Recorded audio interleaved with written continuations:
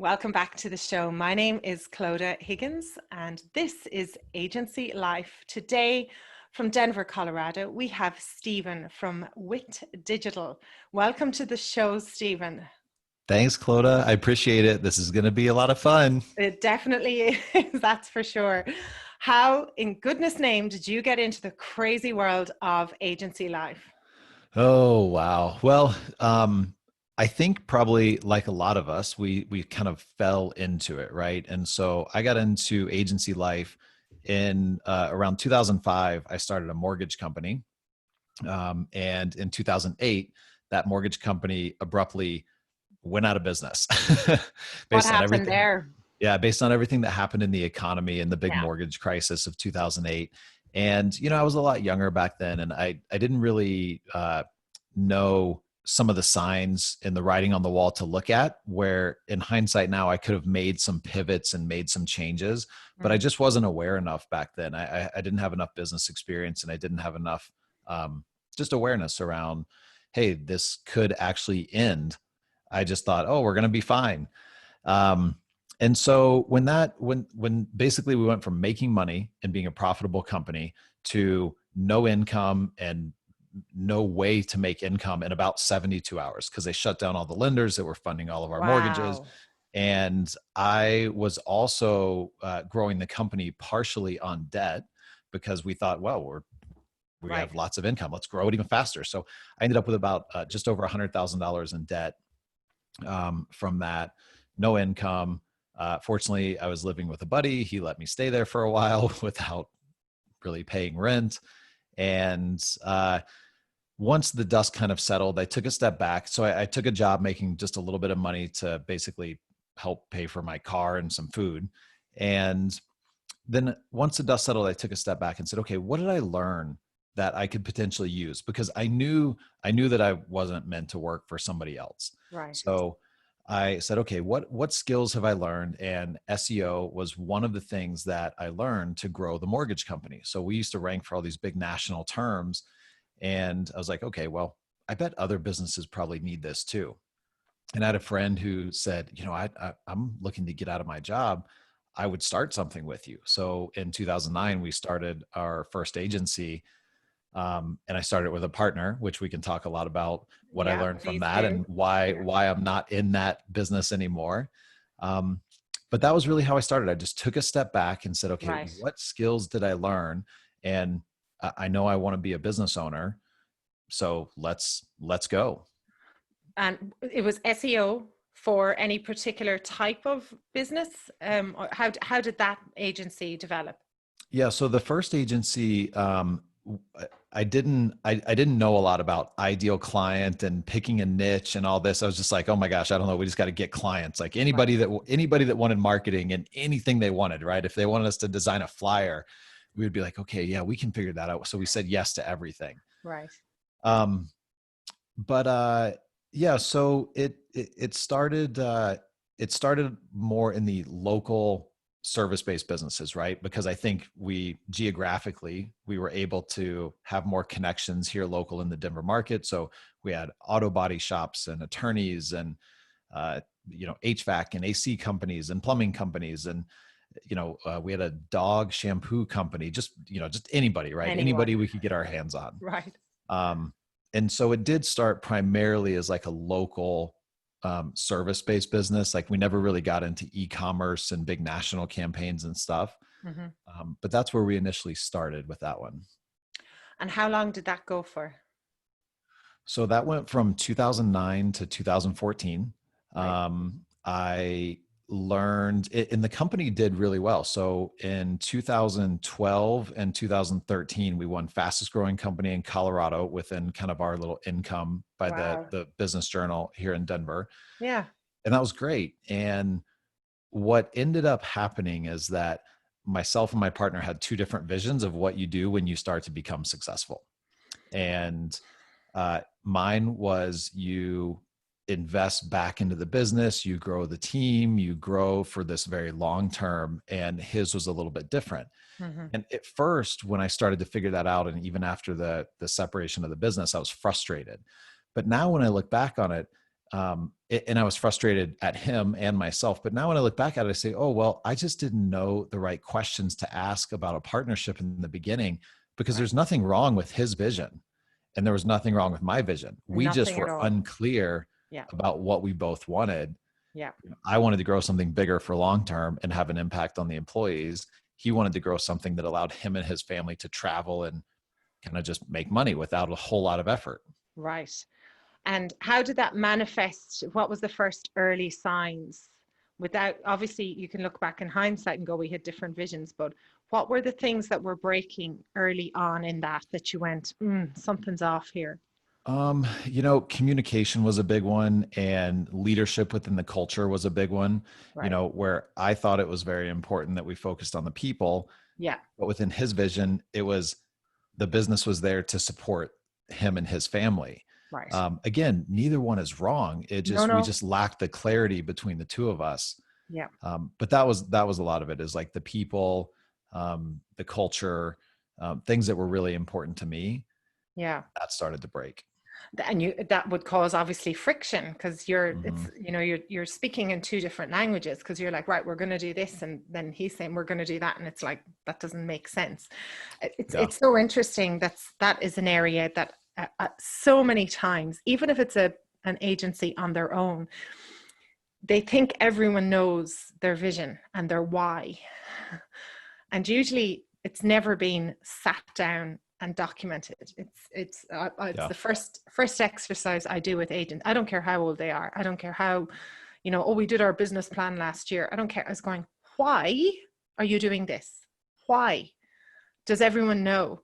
What's your vision? What do you want in 5 years' time from it? Is it that it gives you a bit of revenue and you're scooting off around the world? Or is it something else? Agency positioning, so important to get the clarity.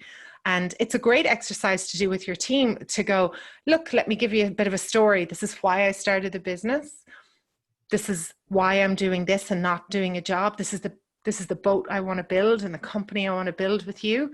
And it's especially right now with everything in flux, it's a great thing to sit down and go, why are you in the business, Yeah. So was it amicable between you, or was it tough to break that agency?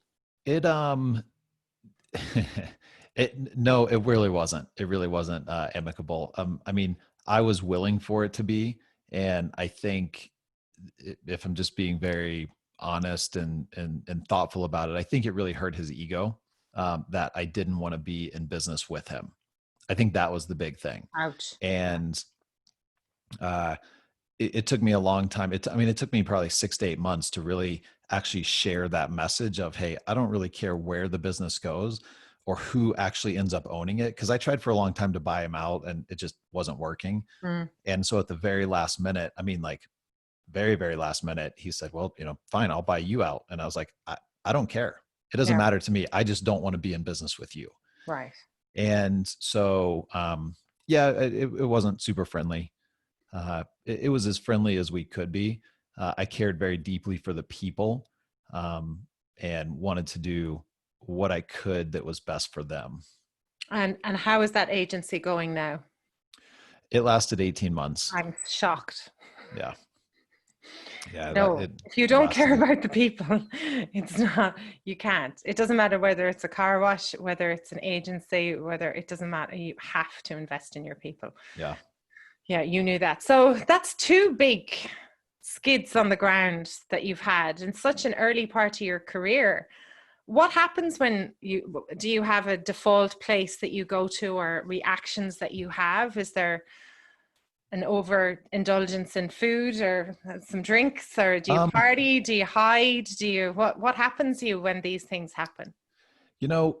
Interestingly enough, I'm not sure where. So, besides the fun and kind of partying with friends, right? I mean, that Yeah, is absolutely an outlet that I go to. Is let's get around our friends, let's have some cocktails, let's numb the pain a little bit, and also heighten the joy and stuff like that, right? Like bring in more joy, and yeah, then I'll kind of deal with this tomorrow. So, and I dealt with that the best that I could at the time. But one thing just showed up, and I have no clue where this came from. I think it was just this internal hunger and knowing of like more is possible.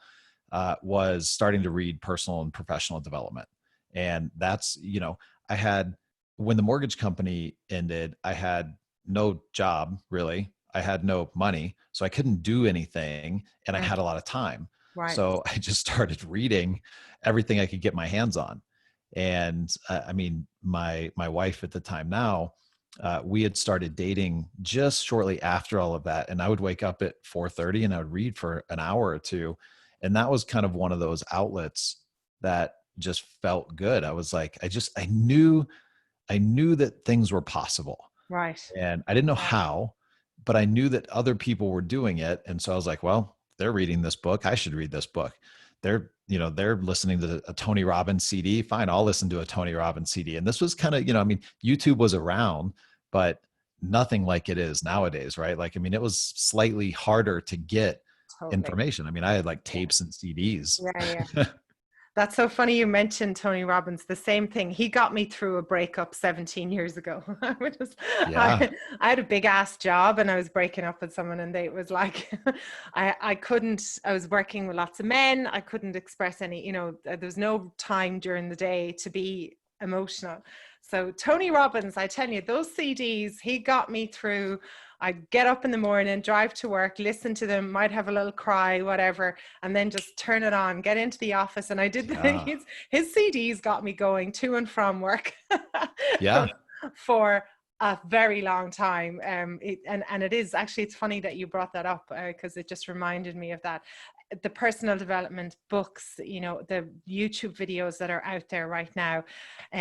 I think if someone is kind of lost today, there is a plethora of things, and it's not about finding the right one, oh, it has to be this one. Just start anywhere.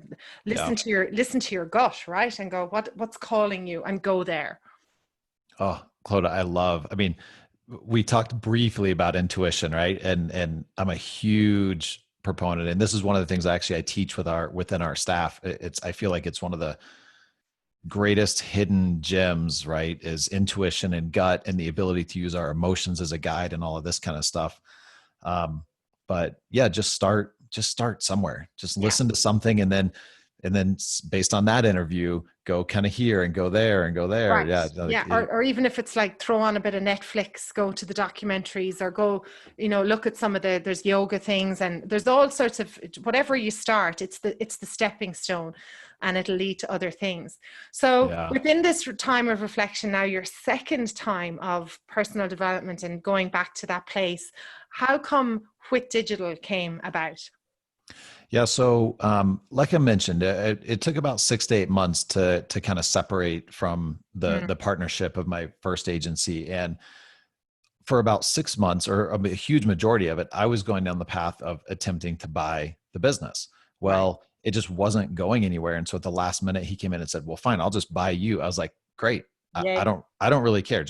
We're just not going to be partners Yeah. anymore." And so I had been planning to take this company and grow it. And so I'd been spending all my time and thought energy on, okay, what am I going to do here? And how are we going to grow this? And how are we going to do this? And then at the last minute, all of that changed. And I was like, oh, okay, Oh, well, what do I do now? So within like 24 to 48 hours after I sold, I came up with a new name, a logo, um, and had a company. And I was back to being, you know, office of one, no clients, and had to kind of figure out, okay, what am I going to do? I couldn't take any of the employees with me. I couldn't take any of the clients with me. And it was just like, great. And so I went back to the place of, okay, what did I learn? And what can I do with that? And so a lot of business owners say, oh, if I could just start over again, right? You know, they you go into hear the that office, and if they have, so many times. Yeah. yeah. And so I got that opportunity to just start over again. And I was like, okay, I'm going to take advantage of this. And so I took some time and wrote down, okay, what were all the things that I thought we were doing well? Where were the opportunities of improvement? Yeah. And started another company without doing the things that weren't working and doing more of what was working. And how did you get your first few clients? Um, you know, that's a great question, and I've gotten asked that a couple times, and I don't exactly remember all of them. It was just kind of like, when you start a business and you're just breathing and eating and sleeping it, like you just think about it all the time. And like, you take these actions and you kind of don't even know that you're doing them. You're just always doing something. And I think it was just call everybody that I know and find clients. I know one of my friends that we had been doing some work for is like, he's like, I'm going to come with you. So he ended up having to ask my old business partner, like, hey, can I go with Steven? He was like, sure. Okay. So Oh, that was okay. technically our first client. Yeah. Brilliant. That happened organically. Yeah. And today, what's the kind of, if we were finished on this interview and the next minute you get an email from someone and they go, oh, I've just seen your website and I would love to work with you. What's that kind of ideal client, that really good fit that makes you go, yes, I really want to work with these people? Yeah. So knowing your ideal client and then also niching is something that we did not do well in the first agency. And I said, okay, we're going to do this. I'm going to do this a little bit different. Right. So our ideal client that we work with is a home service company, meaning HVAC, plumbing, electrical, could be into like roofing and siding and gutters and lawn care, but basically things that have to do with the home. They're local service-based companies doing about $2 to $4 million on the low side and doing up to about 40 million on the high side. They already have a website and they've already worked with a digital agency at some point. So we don't Wow.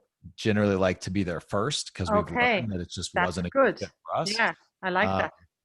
and we want to work with people that have a budget that we can do really good things and get really good results within. So for SEO, I mean, it takes time and it takes a lot of time each week. So one thing with this agency, I said, okay, we're not going to have a ton of accounts per SEO specialist or per account manager. So we wanted to Right. keep those really small so they could actually get results. So in order to do that, we need to make sure that we have the budget for it. Correct. Yeah. They need to have, they need to be spending on that. Yeah. Yep. So very specific for us, and Wit Digital is very, very niched into the home service niche. And I've even thought, because a lot of people say, oh, well, what if you went into dentists or chiropractors or attorneys Mhm. or CPAs, other local service businesses? And if we ever did that, I think we might start a secondary brand for that, Right. because Yeah. Wit Digital is just so well known in the home service space. Oh, that's so cool. And so what kind of exciting results have you got for people that you just love bragging about? Oh, It's your awards night. yeah. Tell us the kind of, there's always some of those stories that you go, oh, we worked with this company and Yeah, I mean, we're getting on the SEO side. So we do SEO, we do paid. Google has local service ads, at least that's launched in the US and some parts of Canada, which is specific to that industry as a paid ad product. But we have access to most of our clients' data on their side, so we get to see what our results are actually turning into for revenue. So we have some clients that are getting anywhere from 4,000 to 7,000% return on oh, SEO. So you put in $1, they're getting $7,000 back. Lord, It's that's crazy. good. And those are people, and they've been with us for several years, and we've been able to work on their brand. And we do have some paid campaigns running for branding, so it's all supporting that. But those are the things when people say, well, what's possible if we Right. work with you? I'm like, well, here it is, and Here's here it some of is the again, results. and Yeah. here it is again, and here it is again. But it takes time, and Yeah. you have to be willing to invest in the partnership as well. Partnership is the key word. You are Mhm. not serving them. You are serving them, but it is a partnership because of Yeah. the X factors that can go up and down. How many's in the team? Well, talk to me about the size of the business, the way it's structured. Yeah. So we're somewhere right around 20. Wow. And that's kind of a sweet spot that we like. So my It does. previous Yeah. vision, I had it in our vision because we have a vivid vision document and we know where we're going, and we have a North Star and core values. And Awesome. I love that you were talking about the importance of those, and Yeah. we can talk about it if you want. But if we don't go down that path, to anybody listening, take the time to do this stuff. I promise you it is well worth it Yeah. if you're What's living that it and vivid living vision it. process? No, please do share that, because I talk mostly about, I use my own methodology from my own book, A Happy Healthy Digital Agency. I have a process there, but I combine it with recommendations on EOS, the book Traction by Oh, Gino yes. Wickman. I thought We you run the might whole like. company. We run the whole company off of Oh, Traction. there you go. That's why you look so happy. Yeah. Yeah. There's a, whenever, if you're listening to this, go and check out the video version. You'll see a very chilled looking digital agency owner that not a lot of times I get to see that face. And it's not because not only does he live in Denver, there's other reasons too. So tell us Oh, about the yeah. Vivid Vision process though. I've heard of it, but I don't really know about it. Yeah. So a friend and a colleague of mine named Cameron Harold created what he calls the Vivid Vision process. He actually even wrote a book about it. And Nice. I mean, you can go onto Google and just type in Vivid Vision, I think there's a couple like PDFs, but essentially it sounds very similar to the processes that you've written about. It's just taking, what do we, when we sit down and kind of like close our eyes, and then we go into the future, and we go into the future like 3 years or 5 years, and say, okay, what do we desire that to look like? What does it feel like? What are the people like? What is the office like? I mean, using all of our senses to be present in that future vision, and then writing that vision down. It's anywhere from 1 to 3 or 4 pages max, very concise, not too specific, right? Because if we're too specific, we lose the opportunity for these really cool, exciting, unknown things to happen. Right. But it's just having this vision of like, what does it actually feel like when you close your eyes and you're living there? And like, I mean, you can get as detailed as, what does it smell like? What are the bathrooms like in your office? Right. Where is your office? Like, what's your commute to work? When you walk into the door, what happens? What senses are you getting? Are you getting laughing? Are you getting people? Is it quiet? Is there music? And it's your vision. It can be anything. Beautiful. But when you have that clear vision, now it allows your intuition to kind of drive you and guide you along that path. So it's just important to have some vision. Like, we even talk about it with clients, that if there's no future vision, if we're not giving any future relationship or what it looks like in the future, then they don't see a future with us. Right. So we're always telling our clients like, hey, here's what's next. Here's what we're working on. Here's the next time you're going to hear from us. Here's the next project we're going to work on in 3 or 6 months. So we're always giving them a future vision. Brilliant. But it's a fun exercise too. And you can Oh, get it your is. team involved. And Yeah. It is. It's a great one to do, and a great reminder to have that and read it regularly as a business owner, because goodness knows we get our challenges. And speaking of which, this is recorded in the middle of August 2020. I don't know what we could call this year.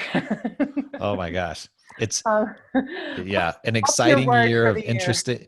So I tend to look at it as an exciting year of interesting opportunities. Yeah.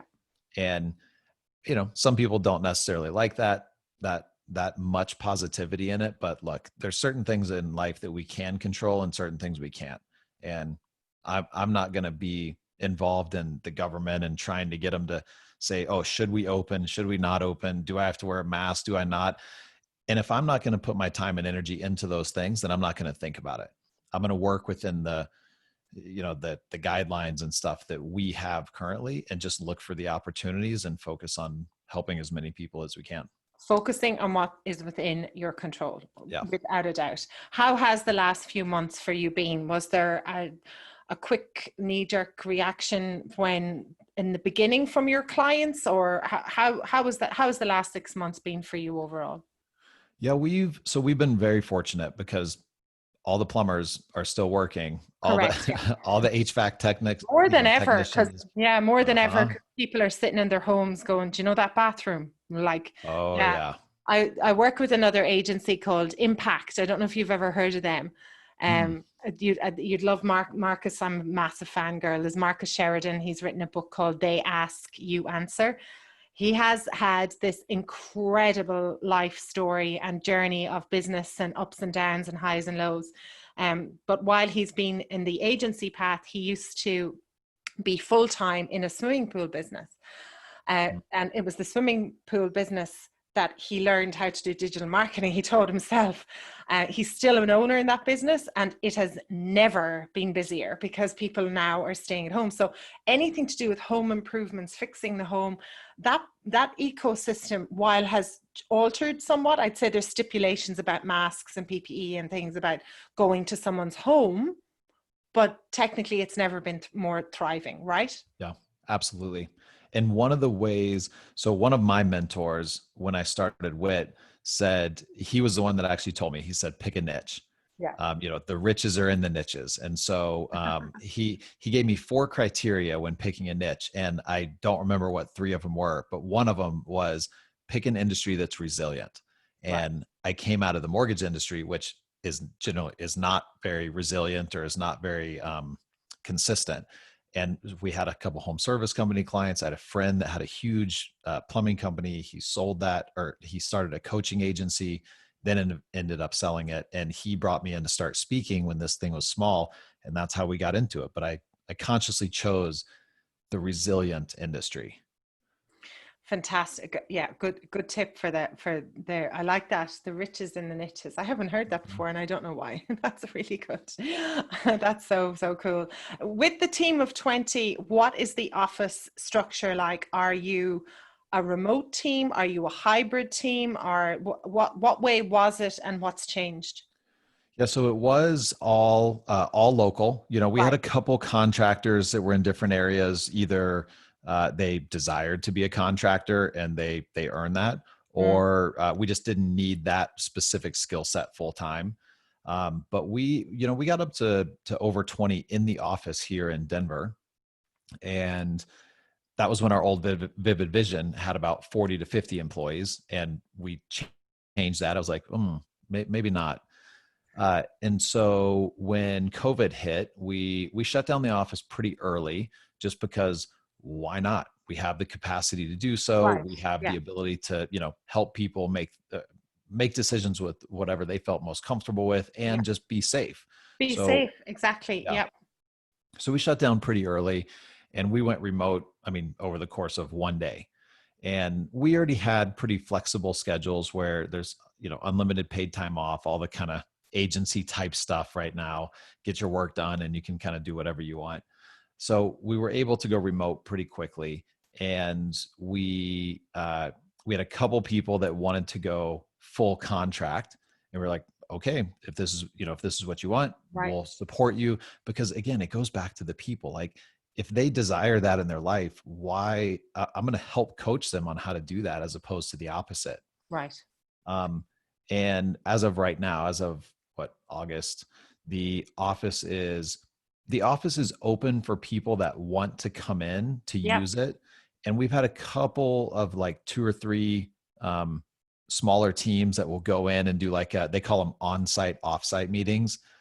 So they go in and they go into the office to do an offsite meeting from their house. I love it. And, just because there's whiteboards and it's a really nice Yeah. Yeah. office. But ultimately, most of the time right now, there's nobody in the office and everybody's still working remote and doing great. Do you plan to keep the office, or is the long-term plan? What are you thinking about long-term? Would it be co-working space, or will it? Yeah, great question. I don't know the answer. Yeah. We're allowing it to unfold. I mean, there's no, we just don't know. Right. And those are the conversations we have with the team too. Like, we're always asking, hey, what do you want to do? Do you Mm, miss the office? Do you like working from home? What do you think might be a good future strategy? Like, again, like going back to when I started my second agency, we kind of got the chance to start over, and what would we do different? So right. I don't know, what if we did go mostly virtual as a company? Or I don't know, what if everybody that was gone for several months says, oh my gosh, like, I've got to be around people. Right. Yeah. Great, we'll do whichever one. It doesn't really matter to us. We're open to whatever it turns out to be.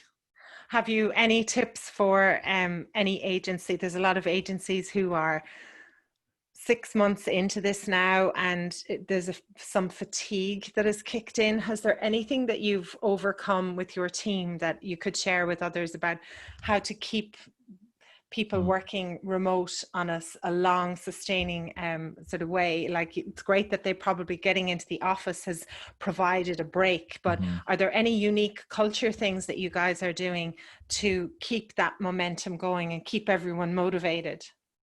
Yeah, so we do a lot of stuff. I mean, we do, well, I'll just list a couple. So it's important to have boundaries set when you're working from home. So we coached our teams on saying, hey, if you can find an area of your house and that's your office, and Got just it. put all of your stuff in that little place and that's your office. And when you leave that little area, you're no longer at work. Right. Brilliant. So don't Brilliant. work from your Yeah. bed. Try not to work from the kitchen counter if you can. So have some separation and have some structure, meaning like, okay, I start my workday at 7:30 or Yeah. 8:30 or Yeah. 9, and I end my day at this. And make sure you take a lunch break and make sure you get up and walk around. And so physical activity is important. So we did WIT workouts. So we would do about 3 workouts a week where a different team member would lead them, or I would lead them, and we would do it on Zoom. So we'd Nice. get people on Zoom and we would do like a 20-minute workout. And I mean, we're dying, we're sweating like crazy. But so not only did it keep people moving, so it kept them healthy, but the most important piece of it was it kept the culture. It kept people connected. So Connected. Yeah. so we did that. Love it. We would still do, we have core values cards in the office. So, when somebody displays one of our core values, you go grab a card, you write their name on it and what it was, and then you put it in this jug. We call it the love jug. And every Monday, we read all of those aloud in the meeting. And once you get 5 cards, you get to spin this prize wheel. And, there's just little fun prizes and stuff on it. But so what we did is we took all of the things that we knew were really important to our culture and figured out ways to do them virtually. So now there's just this Slack integration app where now we can still give core values cards, and now people can still spin the wheel and win the prizes. So it's important to take a step back and think, what are the things that we've done to build our culture and help really make the work environment amazing for our teams? And you've, as the owner and the leader, it's your responsibility. You've got to find a way to bring that in. You've got to care about your people. And so I think it's so important, like, do it however you can. We do a lot of like Slack messages. I record videos for the team Good. that have nothing to do with work, right? It's just Oh, like, hey, cool. Yeah, I saw you did this, and oh, yeah, brilliant. you're Yeah, yeah. capable. Like, I did a video yesterday. I was like, to everybody, I just said, don't forget, like, you're capable of anything. So when you're separate from the team and you're alone, sometimes we get in our head and we think we can't find an answer, or we can't figure out a way to do something. That's not correct. You're much bigger than that, and you're much more capable than that. So if you find yourself going down that road, stand up, walk around, call somebody, phone a friend. So just these little reminders so that people don't feel alone. Because if you haven't worked on mindset for 15 years, I've been reading books on it and I still struggle with it. Mm. It's, imagine if somebody's never done it. Yeah, haven't even started their journey. Yeah. Stephen, you're making me want to come and work for Wit Digital. Please. We just got So, on, we just made the top, I don't remember, like the top places to work in Colorado I by the can Denver tell. Business Yeah. Journal. Yeah. Yeah. I'm fascinated with all personal development, and I'm always learning new things and finding new things and reading YouTube or watching and reading and all that kind of stuff that I just a big buzz in it. So if someone in the company started talking about that, I'd be like, yes, it's like, Yeah. that's my bag.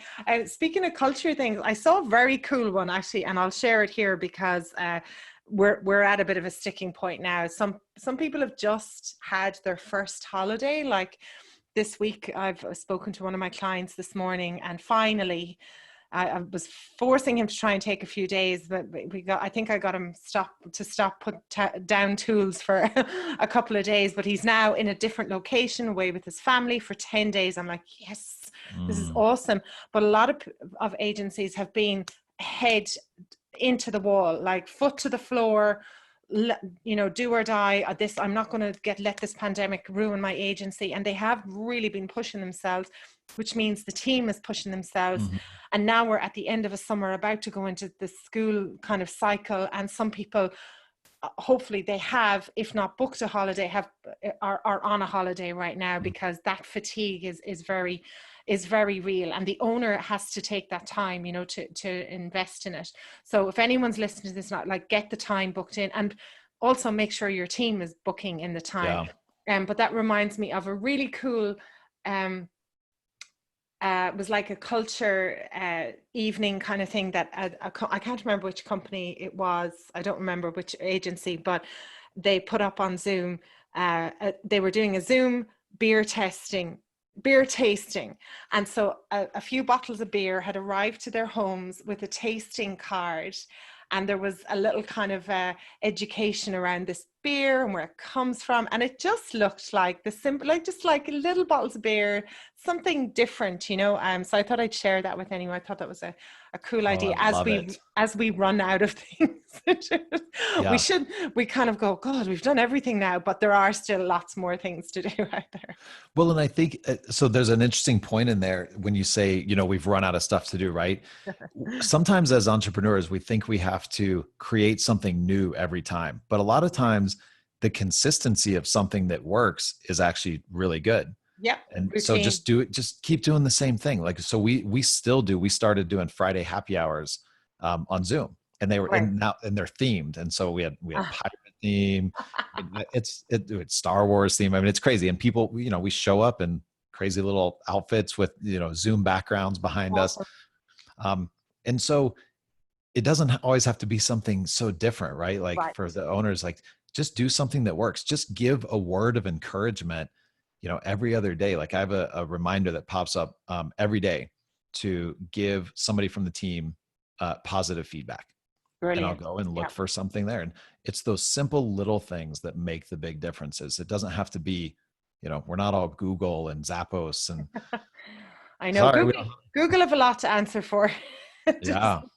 they have a lot to answer for. There's derelict offices all around the world. They've told all their teams, don't worry about coming back till 2022. And it's like that Yeah. Google can do that. And they hire a very different type of person than most of us who actually crave human interaction and being connected in the office, like your team is. You know, Yeah. they've demonstrated that. So how has life been for you personally? Has it been, did anything get kind of shook up in you again because of what was going on in the outside world? Did you start to get a bit of reminders of those other businesses before, or how were you able to cope personally? So, fortunately, I've been through, I've been down to the bottom, right? I've been there, I've seen it. And actually, I have some of my best memories in life from after the mortgage company went under, like with my friends. And, we're looking for a place to get, 25-cent beers. I mean, those are some of the best memories. Right. And so I've been there, and I know that there's always a way out, and it's really not that terrible at the bottom. So, Mm. I have not been that worried about this one, and it hasn't really brought any of that stuff up. What it has done is, in January, I actually put one of our team who's been with us from the very beginning. She moved from SEO to operations manager to COO. And then in January, she moved to CEO. And Whoa. so I spent some time coaching her, saying, hey, this is going to be one of the best learning experiences you ever get in your professional life, is to deal with this. So I'm here to support you, but I'm not going to come back You're in. not taking over, right? Because Exactly. that could have been a And really good opportunity to go, yep. oh, there's a pandemic. That's a great excuse for me to resist change Yep. and jump back in. Far out. And you have to remember, like you said, you have to remember, why are we doing this? Why are we building this? And, I didn't build an agency so that I could work 80 hours a week. I just, I don't enjoy the day to day to day of running the business. I enjoy personally, not saying every owner is the same. I enjoy the visionary work and the, creative ways to to surprise and delight clients and develop the people into something that they never could have gotten at any other company. So Super. I just had to say, okay, that's still my focus, and I'm not going to jump back into these things. And what a great learning opportunity for her that it's Right. been. And she gets to be supported through it as well. So she's not going Yeah. through it on her own, but she is getting to experience it in her way as opposed to you taking over. That was very Yeah. brave, Stephen. Very, very Yeah. brave. It's, and look, for people listening, even though it might not come across in my voice or I might not be saying it exactly, yeah, it's really uncomfortable. It's Like quite there are nerve. moments of, oh my gosh, am I doing the right thing? Mm, Is this really what's best? Or, I would see one little thing that could be improved. And I was like, oh, nope, I'm not gonna go in there because that's gonna mess the whole system up. right.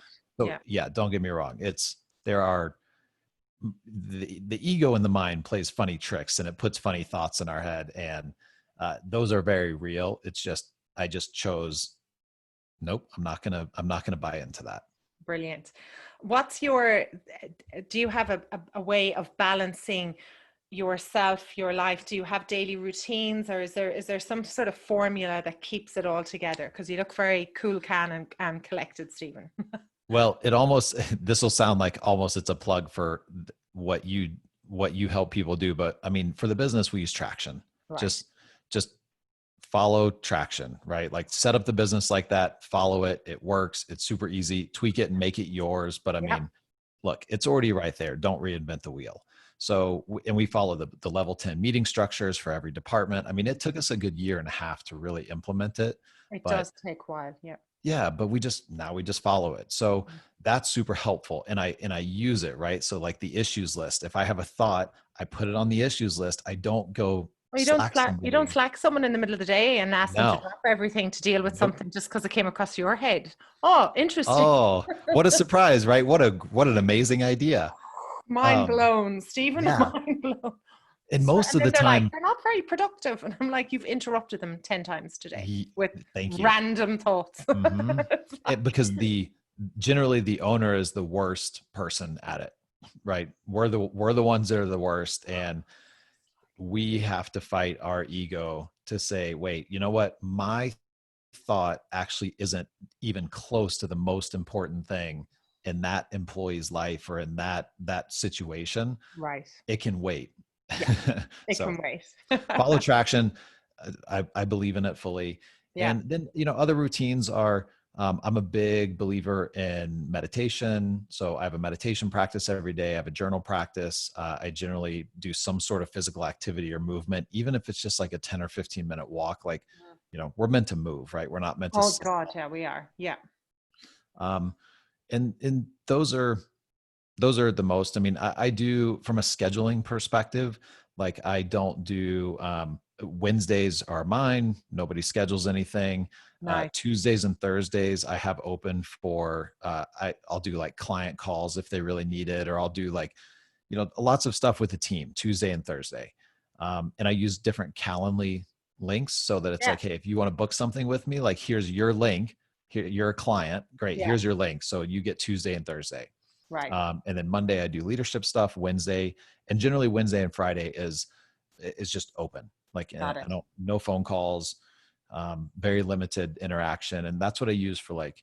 Well, you can't see the other side of my office, but I mean, I have like post-it notes and ideas, and just it's just like Yeah. The we're creative stuff, the yeah stuff that you really want to do because you're not bogged down in the guts of the yeah business. Awesome. You're selling the yeah. dream. It's not an advertisement for but having said that, one of our sponsors is, I don't know if you've ever used Traction Tools. No, I haven't. I've heard about it. We've never Yeah. used them, but Yeah, well, it's just funny enough. We had a new sponsor, Traction Tools, because I love EOS so much, and it's a great tool for holding everything together because it organizes the paperwork. You never have to go, which version is mm, that? It also runs the level 10 meeting and gives you a score, and it's timed. Um, oh, so maybe I'll have to check it out. you might have if you would like to check it out, I can get you a free trial through Cool. for a month, so I can organize that for you and anyone else who is struggling to get value out of their level 10s. Even if you've been doing they do take a while, but if it is still sticking, sometimes it's the process, it's the actual way you're doing them. And so yeah, it's very, very cool tool. Let me get you under the hood of it so you can have a look and see if it's something that you want. Yeah, that'd be great. That was a bit of a byproduct. What are you looking forward to, Stephen, in the next few months? What are you really excited about? I'm excited to see how our leadership team finishes the year and like Yeah. what they take away from this and what they've learned and what our team has learned kind of by the end of the year. I mean, who knows what's going to happen with all this stuff and COVID and it just, who knows, right? And Who a lot of knows? it, yeah. And so uh, I'm excited to see how they kind of finish the year because we're still up for the year. We're still growing for the year. I mean, we had Yeah. one down Yeah. month, but I'm really excited about that. And I'm excited about, my focus is continuing to move away from day to day and towards really empowering our teams to know what they're capable of as individuals. Mm, And they don't need anything else. Like they're already extremely powerful as they are, but we have all these limiting beliefs that have been put on us over years and years and years and years and years. Um, and we just forget like we're already powerful. We're not lacking anything. We don't need to learn anything. We just need to let go of some of the crap access in our it. heads. Get out of our Yeah. own ways. Yeah. Yeah. Right. That's very cool.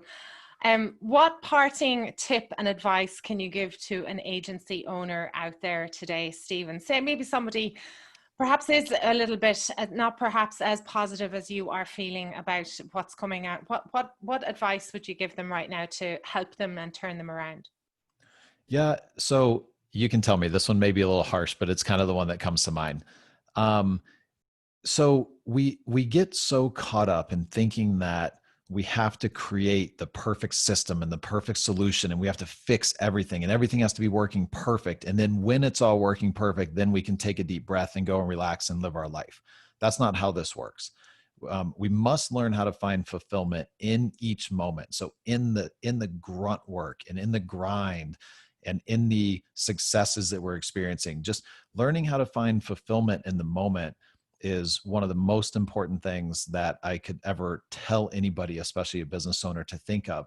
And if you're sitting there thinking, oh my gosh, like, but you don't understand, I have all this work to do, and I have all this work to do, and I have all this work to do. We're not putting people on Mars.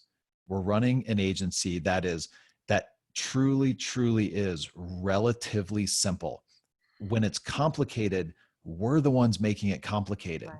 And it's painful to look at ourselves in the mirror and say, I'm responsible. And if this is not working the way that I want it to, I need to take responsibility for that. But it's one of the most empowering things that you can ever do. Like this is relatively simple. Like, yes, there will be ups and downs and all that, but like if it's really complicated and it's stressing you to the point where you're like, oh my gosh, my life is terrible, there's something wrong with the way that you're thinking and you're looking at it. You're making it too hard. And that's advice that I wish people had given me in the beginning, because I would make it so complicated and I would think I had to work all day, every day. But it's just like, no, you don't. Like life is meant to be not stressful all the time. Right. Yeah. That's it. Beautiful. Even in the middle of a pandemic. Well, Yeah. Stephen, I'm so glad you found the podcast. I'm so glad you found me. I'm absolutely thrilled to have spent this time with you, getting to know you and your agency. I love your mindset and your outlook on life. So thank you so much for being on the show today. Awesome. Yeah. Thank you so much. I appreciate it. I love this stuff. If I can ever do anything to help, Yeah, I'm where's the there. best way? Where's the preferred avenue to get you? Oh man. If anyone would love to talk, because let's face it, Stephen, you have time. You are not working in that business. Yeah, You very true. I do. yeah, you are a man who can have a chat with another agency owner. Yeah. I mean, I'm on Facebook quite a bit. I put out a lot of videos and stuff, way more about mindset than anything else. And so, if you Super. just search Stephen Christopher, you should be able to find me there. If you want to email me directly, you can. It's Stephen, Stephen at witdelivers.com. Perfect. I'll put the links to that in our show notes as well. Enjoy the rest of your day in Denver. It's a Friday evening here. I'm about to start winding into the weekend. Thanks again, Stephen, and I'll see you very soon. Thank you so much.